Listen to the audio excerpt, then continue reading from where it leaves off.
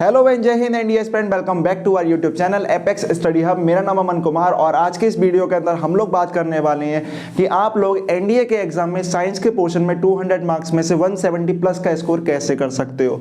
अब एनडीए के अंदर आप सारे ही सेक्शंस को देख लो, उनमें सबसे ईजी सेक्शन आपका साइंस का होता है और साइंस का ये जो सेक्शन होता है वो स्कोरिंग सेक्शन होता है। अगर आपके किसी दूसरे सेक्शन में मार्क्स नहीं बन पा रहे हैं, कहीं ना कहीं आप कट ऑफ से पीछे रह जाते हो, तो साइंस का जो पोर्शन है वो आपको इसमें हेल्प कर सकता है। साइंस का पोर्शन बहुत इजी होता है, इसके अंदर आप बहुत आसानी से कम तैयारी के अंदर 170 प्लस 180 तक का स्कोर कर सकते हो। लेकिन उस तैयारी को कहां से करना है ताकि हमें कम से कम एफर्ट मारने पड़े, इन चीजों को हमें यहां पर देखना है। तो चलिए फिर शुरू करते हैं। अब यहां पे हमारे पास जो साइंस है उसको 3 पोर्शन में बांटा गया है, फिजिक्स, केमिस्ट्री और बायोलॉजी। फिजिक्स में आपके फिक्स 25 क्वेश्चन आते हैं, 24 या 26 हो सकते हैं, वरना आपको 25 ही देखने को मिलते हैं। केमिस्ट्री में 15 to 17 होते हैं, बायोलॉजी में 8 to 10 क्वेश्चन होते हैं। बात कर लेते हैं इनके लेवल की। देखो यहाँ पे जो लेवल इसका होता है वो कितना होता है, 9 से 10th क्लास के टॉपिक्स आते हैं। सारे के सारे टॉपिक्स आपको 9th और 10th क्लास की डिटेल में पढ़ने हैं, इन डेप्थ पढ़ने हैं, एनसीईआरटी से नहीं पढ़ना है, ये बात ध्यान रखना। दूसरा यहाँ पे क्या है, selected topics of 11th and 12th class. ठीक है, 11th और 12th क्लास के सिलेक्टेड टॉपिक्स आते हैं जिसकी बात मैं करूंगा, जैसे कि थर्मोडायनेमिक्स आपको मिलेगा, आपको उसके अंदर जो फ्लूइड मैकेनिक्स है वो आपको मिलेगी, आपको ऑसिलेशन और वेव से क्वेश्चन वहां पे मिलेंगे। तो ये जो चैप्टर है ये आपके 11th और 12th क्लास के हैं और वहां से ये क्वेश्चंस पूछे जाते हैं। सारे टॉपिक्स आपको 11th 12th क्लास के पढ़ने हैं, तो इसका आंसर है नहीं। आपको सारे के सारे टॉपिक 11th और 12th क्लास के नहीं पढ़ने हैं। 9th और 10th कंप्लीट करना है और 11th 12th के कुछ सिलेक्टेड टॉपिक्स मैं आपको पूरा एक्सप्लेन करूंगा कैसे आप तैयारी करोगे। अगला केमिस्ट्री की बात करें, 9th और 10th का इसमें पूरा आएगा। आपको केमिस्ट्री पूरी तरीके से पढ़ लेनी है, डेप्थ में जाके 9th 10th में जो भी टॉपिक थे, भले ही 9th 10th की बुक में उतने नहीं है पर उससे ज्यादा आप पढ़ लो एक बार को। उसके बाद क्या है, few topics of 11th and 12th। कुछ टॉपिक है वो 11th 12th के आते हैं। बायोलॉजी की बात करोगे 9th और 10th के लेवल में कुछ नहीं है, तो आप एसचंद उठाओ या कोई भी बढ़िया सी बुक उठाओ। एनसीईआरटी नहीं उठानी है, ध्यान रखना, मैं पहले मना कर देता हूं कि एनसीईआरटी नहीं लेनी है। तो कोई भी बढ़िया सी बुक उठा के, आप स्टेट बोर्ड में हो, हिंदी मीडियम से हो, किसी और मीडियम से हो, वहां से उठा सकते हो। इंग्लिश मीडियम से तो आपने एसचंद सुनी होगी, बढ़िया बुक है। पढ़ने से पहले मैं आपको बता दूं कि साइंस में जो फिजिक्स का पोर्शन है ये मैंने पूरा कंप्लीट कराया है अनअकैडमी पर। ये क्लासेस आपकी अपलोडेड है, आप लोग जाके देख सकते हो, फ्रीली है, अवेलेबल है। इसके अलावा मेरी कुछ अपकमिंग क्लासेस हैं जिनके अंदर मैं आपको वन शॉट के अंदर साइंस के चैप्टर्स का रिवीजन करा रहा हूं। अगली जो क्लास है 5 जनवरी को होने वाली है, जिसका लिंक आपको डिस्क्रिप्शन बॉक्स में मिल जाएगा। आपको अनअकैडमी ऐप डाउनलोड करनी है और उसमें लिंक पर जाके क्लिक करना है, देन आप उसमें एनरोल हो जाओगे। इसके अलावा अनअकैडमी पर आपको बहुत सारे जो कोर्सेज हैं उनमें एनरोल होने के लिए अमन 5 रेफरल कोड का यूज कर सकते हो, जिससे आपको 5% डिस्काउंट मिल जाएगा। ये क्लासेज जो मेरी हैं वो सारी की सारी फ्री हैं, इसके लिए आपको कुछ भी नहीं करना होगा, बस आपको डिस्क्रिप्शन बॉक्स में दिए गए लिंक पर क्लिक करना है और क्लासेस को ज्वाइन करना है। इसके अलावा अनअकैडमी पे बहुत सी फ्री क्लासेस हैं जिनको आप लोग ज्वाइन करके अपनी प्रिपरेशन को बूस्ट कर सकते हो।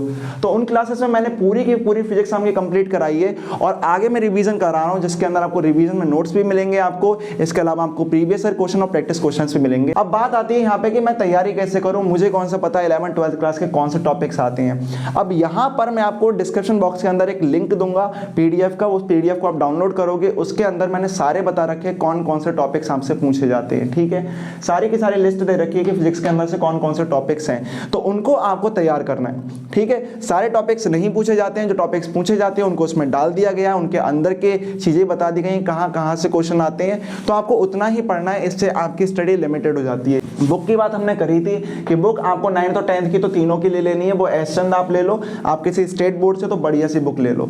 ठीक है, और यहाँ पर दूसरी बात क्या है, ल्यूसेंट। ल्यूसेंट जो है वो आपको क्यों लेनी है, देखो यहाँ पर कॉन्सेप्चुअल इन्फॉर्मेशन तो आपकी बुक से कंप्लीट हो जाएगी, पर जो ल्यूसेंट है वो आपकी फैक्चुअल इंफॉर्मेशन को करेक्ट करेगा।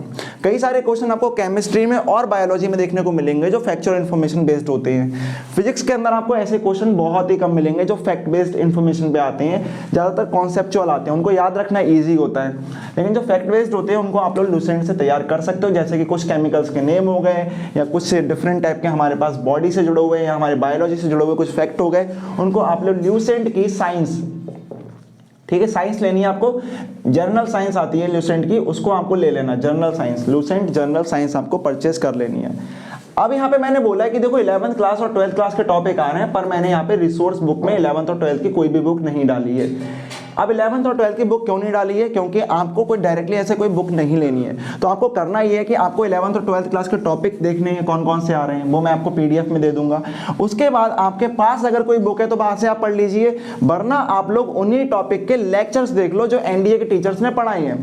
ठीक है, जैसे कि मेरे लेक्चर्स आप लोग देख लोगे तो अनअकैडमी पर मेरे पूरे के पूरे फिजिक्स के लेक्चर्स पड़े हुए हैं, जिसमें मैंने आपकी फिजिक्स पूरी कंप्लीट कराई है। उसमें मैंने प्रैक्टिस क्वेश्चंस कराए हैं, 10 से 12 साल के प्रीवियस ईयर क्वेश्चन कराए हैं। तो वो सारे के सारे लेक्चर्स आपके लिए बहुत हेल्पफुल होने वाले हैं। सारे रिकॉर्डेड क्लास है, फ्रीली अवेलेबल है। केमिस्ट्री के साथ भी आप ऐसा ही करोगे, जो मैं पीडीएफ दूंगा उसमें आप टॉपिक्स देखोगे और जाके वो लेक्चर सर्च कर लोगे, चाहे अनअकैडमी पर देख लो या किसी और प्लेटफॉर्म पे जाके आप लोग चेक कर सकते हो। तो वहां से आपके कंप्लीट हो जाएंगे। बायोलॉजी अगर आपको समझ में नहीं आती है, अगेन आप लोग 9th 10th की बायोलॉजी पढ़ोगे, क्लियर नहीं हो पा रही है, जाके आप समझ लेना किसी लेक्चर से, इससे अंडरस्टैंडिंग आपकी क्लियर हो जाएगी। ठीक है, और जब भी आप लोग लेक्चर्स कर रहे होगे तो उसका एक सीक्वेंस बना के रखना कि एक चैप्टर आपने कराया तो आप उसके प्रीवियस ईयर क्वेश्चन और प्रैक्टिस क्वेश्चंस लगा रहे हो। ठीक है, ऐसा ही मैंने लेक्चर्स में कराया है। अगर आप मेरे लेक्चर्स देखोगे यही सीक्वेंस हमने फॉलो करा है, ताकि उसमें चैप्टर्स पढ़ने के बाद एक कॉन्फिडेंस बिल्ड हो कि यार जो हमने पढ़ा है उसी टाइप के क्वेश्चंस आते हैं। दूसरा प्रैक्टिस क्वेश्चंस करते हैं, तो मैं वहाँ पे प्रैक्टिस क्वेश्चंस में हमेशा ही कुछ नए क्वेश्चंस इंक्लूड करता हूँ, जिससे कि आपको ये भी रहे कि यार थोड़ा घुमा कर भी क्वेश्चन हमसे पूछा जा सकता है। तो ये सारी चीज़ें हम इंक्लूड करते हैं। अब ये सब चीज़ें ना आप तैयार कर सकते हो। देखो मैंने बहुत ईजी कर दिया आपको कहाँ से पढ़ना है। मैं आपको सारे टॉपिक्स दे रहा हूँ, आपको मैंने 9th 10th के बुक पढ़ने को कह दिया है, और 11th 12th के वो टॉपिक जो आपके आ रहे हैं उनके लेक्चर्स पढ़ने हैं। आप 11th 12th कर रहे हो तो आपको एक बात ध्यान रखनी है कि आप बहुत ज़्यादा डिटेल में नहीं जा रहे हो, बहुत ज़्यादा बड़े बड़े फॉर्मूले ने आपको रट्टा नहीं मारना, आपको कॉन्सेप्ट समझनी है।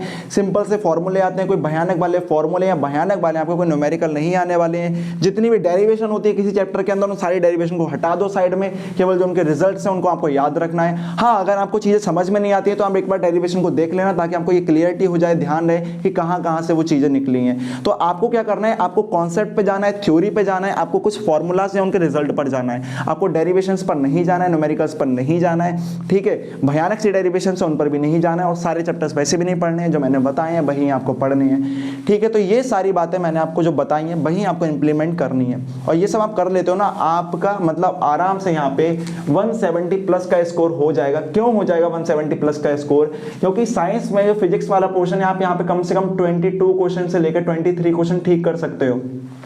ठीक है, यहाँ पर अगर आप आ जाओ, आप लोग यहाँ पर क्वेश्चन ठीक कर सकते हो। यहाँ पे अगर हम बोले 12 क्वेश्चन तक आप ठीक कर सकते हो, यहाँ पे आप लोग 6 क्वेश्चन आराम से ठीक कर सकते हो। और ये जो साइंस का पोर्शन है वो ऐसा पोर्शन है जो सॉलिड पोर्शन है, बहुत चीज़ें आपको रट्टा नहीं मारनी पड़ती हैं। इसमें क्या होगा, आपके मार्क्स अच्छे बनेंगे, आपको बोझ कम रखना पड़ेगा अपने सिर पे। बोझ में आपको बस थोड़ा केमिस्ट्री का और बायोलॉजी का याद रखना पड़ेगा, और ज़्यादा कुछ नहीं। बाकी टॉपिक के लिए आपको थोड़ा दिमाग बच जाएगा, जिसमें आप लोग अपनी चीज़ों को याद रख पाओगे, जैसे जीएस का पोर्शन हो गया या कोई और पोर्शन। ठीक है, तो ये जो साइंस है ना आपके लिए वो काफ़ी ज़्यादा एज देती है, जिससे आपको टाइम की बचत होती है और मार्क्स ज़्यादा मिलते हैं। दूसरा, आपको ज़्यादा चीज़ें याद नहीं रखनी है, दिमाग थोड़ा खाली रहेगा और चीज़ों के लिए जगह बन पाएगी। तो ये सारी चीजें कर लेते हो यार, 170 प्लस का स्कोर हो रहा है। अगर आप ठीक ठाक तैयारी करोगे ना, तब भी आपका 140-150 का अराउंड तो होगा ही होगा स्कोर। बस आपको डेडिकेटेडली सारा सिलेबस कंप्लीट करना है साइंस का। ठीक है, कुछ टॉपिक ऐसे होते हैं जिनसे 1 या 2 क्वेश्चन आते हैं और वो भी रेगुलर नहीं आते हैं, आप उन टॉपिक को छोड़ सकते हो, उससे कोई ज़्यादा दिक्कत नहीं लगेगी आपको, और उसके बाद भी आप लोग 150 का स्कोर आराम से कर लोगे। ठीक है, तो अगर इसके अलावा कोई भी क्वेश्चन हो आप कमेंट बॉक्स के अंदर पूछ सकते हो और उन क्लासेस को ज्वाइन कर सकते हो जो मैंने आपको बताई हैं। ठीक है, टिल देन गुड बाय, जय हिंद, वंदे मातरम, गुड बाय।